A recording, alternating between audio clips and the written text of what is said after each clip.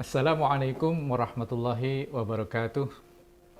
Alhamdulillah, alhamdulillahilladzi ja'ala ramadhana syahrus syam wa ja'ala layaliyahu fursatal lil qiyam wassalatu wassalamu ala khairil anam Muhammadinil hadi bil haqqi ila subulis salam wa ala alihi wa sahbihi wa man ihtada amma ba'du.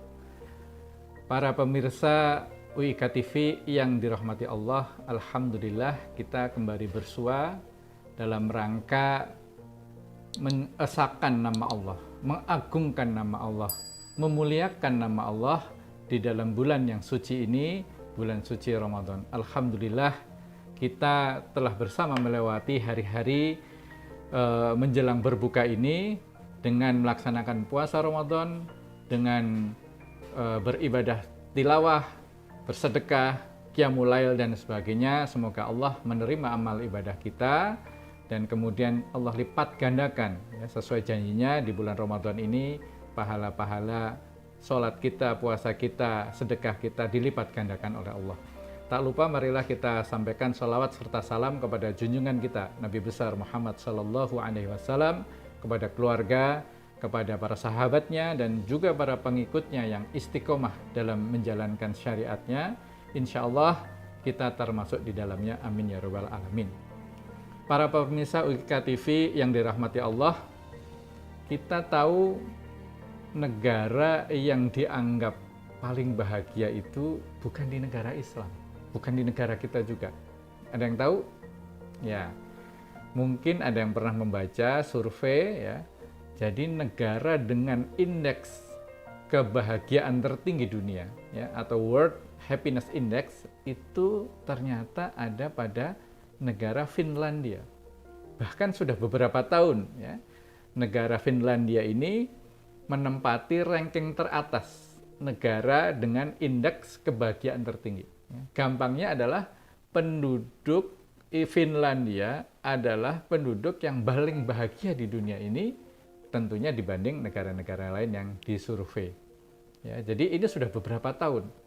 Ya, mereka ini mengapa dianggap berbahagia? Ya, kriterianya ada beberapa ya, tapi yang paling atas adalah pertama GDP. Ya, orang yang pendapatannya sudah melebihi rata-rata penduduk dunia, ya, tentu dia merasa bahagia. Tapi yang luar biasa adalah yang nomor 2, yaitu adanya social support.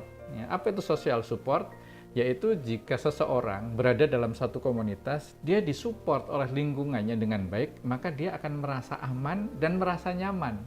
Ya, kalau kita dikelilingi oleh orang-orang yang baik, yang soleh, tentunya kita tidak akan merasa takut. Berbeda dengan kita berada di lingkungan preman misalnya, ya, orang-orang jahat, orang-orang culas, orang-orang yang selalu saling iri dengki, ya, kita nggak aman dan nggak nyaman di situ.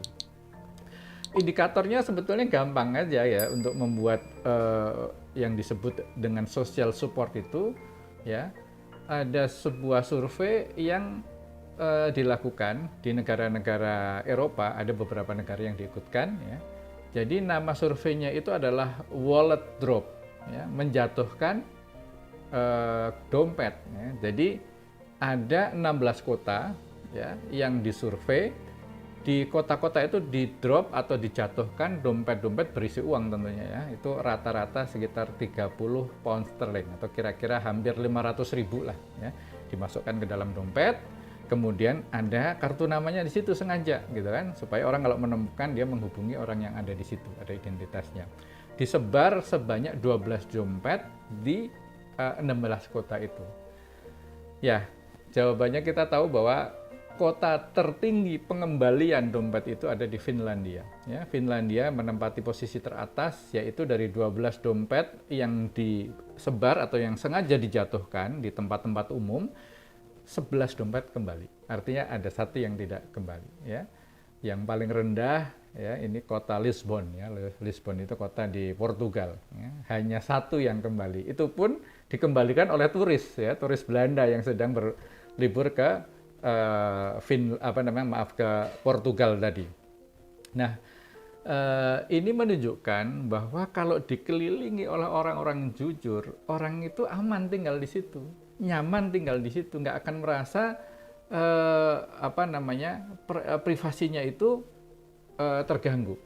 Nah, apa yang dilakukan oleh orang-orang Finlandia itu sebetulnya ajaran Islam, ya, untuk menahan diri, ya, delay gratification, ya, sekarang sedang marak, ya, isu-isu tentang aliran dana dan sebagainya, korupsi dan sebagainya, itu karena ketidakmampuan untuk menahan diri, ya, bahasa Inggrisnya tadi delay gratification, ya, menerima sesuatu atau mengambil sesuatu yang bukan haknya. Nah, puasa ini adalah latihan untuk menahan itu. As-saum bimana al-imsak. Al-imsak itu artinya menahan diri. Nah, secara terminologi atau istilahan, puasa itu kan menahan diri dari segala sesuatu yang membatalkan puasa. Apa itu membatalkan puasa? Makan, minum, berhubungan suami istri, ya, yaitu yang paling utama, ya. Ada yang kecil-kecil, tapi yang paling utama itu kan sebetulnya yang dalam hari-hari biasa itu bolehkan. Jadi mestinya yang halal saja, ya, itu kita bisa menahan untuk tidak melakukannya, apalagi yang makruh, apalagi yang haram. Dan apa yang dilakukan oleh negara lain yaitu Finlandia itu, kalau dilaksanakan oleh orang Islam dalam rangka berpuasa, dan ini 1 bulan penuh kawah candera di muka untuk menggembleng kita umat Islam, itu akan luar biasa.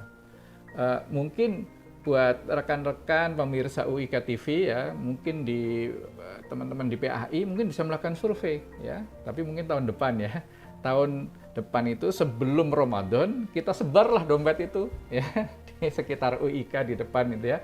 Alhamdulillah saya pernah jatuh handphone di depan satpam sana, ya, 2 hari 3 hari ternyata disimpan karena orang itu tidak tahu siapa yang punya, ya.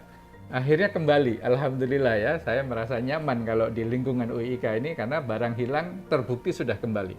Tapi mungkin kita perlu tuh ke Jogja dan sebagainya, ke pasar-pasar, sekian dompet diisi 1 juta misalnya, berapa dompet yang kembali dari katakanlah 10 dompet yang kita jatuhkan sengaja, berapa yang kembali. Setelah Ramadan, nanti bulan Syawal, kita lakukan ulang, ya, kita amati itu kan, ada nggak kenaikan dari dompet yang dikembalikan. Nah, kalau seperti itu, ya, akan adanya terjadi kenaikan, meningkatnya nilai ketakwaan pada diri, ya. Insya Allah orang-orang yang berpuasa itu berarti puasanya berhasil sebagaimana di dalam surat Al-Baqarah, ya, tujuan berpuasa la'alakum tattaqun, ya. Semoga yang sedikit ini bisa menginspirasi kita, meningkatkan kualitas kita, meningkatkan integritas kita dengan berpuasa. Dan sebentar lagi kita akan menjelang berbuka. Kita berdoa semoga, ya, puasa kita hari ini diterima oleh Allah Subhanahu wa taala. Tilawah Quran kita diterima oleh Allah Subhanahu wa taala. Sedekah dan semua perbuatan baik kita hari ini diterima oleh Allah Subhanahu wa taala, dan kita diberikan kekuatan, ya, untuk bisa melaksanakan ibadah-ibadah berikutnya, dan Allah panjangkan umur kita sampai kelak nanti puasa kita berakhir 1 Syawal 1444 Hijriah. Semoga bermanfaat. Selamat berbuka. Billahi taufiq wal hidayah. Assalamualaikum warahmatullahi wabarakatuh.